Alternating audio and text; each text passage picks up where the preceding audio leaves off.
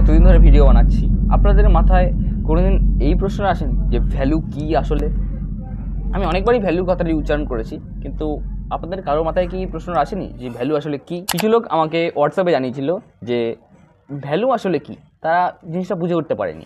হয়তো তারা আর্টের ফিল্ডে নতুন, তাই আমি তাদের জন্য বিষয়টি সহজ করে দিচ্ছি। ভ্যালু হচ্ছে গিয়ে কোনো সাবজেক্টের উপর কতটা ডার্কনেস, কতটা লাইটনেস রয়েছে, মানে আলো কতটা পড়েছে, ছায়া কতটা আছে। আপনি যদি আমার মুখের দিকে দেখেন, তাহলে নাকের এখানে আলো বেশি আছে এবং নাকের ভিতরের দিকটায় অন্ধকার বেশি আছে। একই রকমভাবে এই সাইডটায় অন্ধকার বেশি এবং এই সাইডটায় আলো বেশি। এই জিনিসটাকে ভ্যালু বলা। অ্যাজ অ্যান আর্টিস্ট আপনি যত বেশি ভ্যালুর প্র্যাকটিস করতে পারবেন, যত ভালো ভ্যালুকে বুঝতে পারবেন, তত আপনার ছবি রিয়েলিস্টিক লাগবে। আপনি যদি ঠিকভাবে ভ্যালু দিতে পারেন, তাহলে আপনি একটি রিয়েলিস্টিক ছবি বানাতে পারবেন। যদি আপনি ভ্যালু না পারেন, আপনি শুধুমাত্র কালারের পিছনে ছুটে যান, তাহলে আপনি কখনোই রিয়েলিস্টিক ছবি বানাতে পারবেন না।